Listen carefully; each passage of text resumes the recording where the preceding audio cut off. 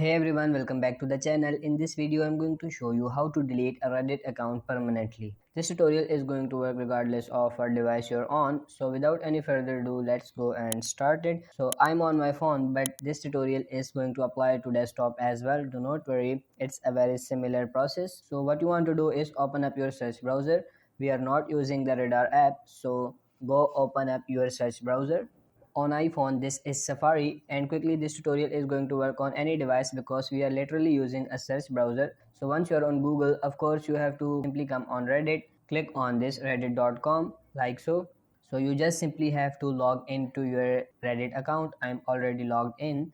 Now you have to click on these three lines in the upper right corner, and then what we have to do is we have to click on settings, click on account settings. Then it's going to take you to a menu. See, it tells you all information about email, passwords, and you want to keep scrolling down, and then right to the bottom, then what we have to do is click on this deactivate account. Click that, and as you can see, you need to go and enter your username and password again. And after entering your username and password, just tap on this deactivate again and your Reddit account will be deleted permanently.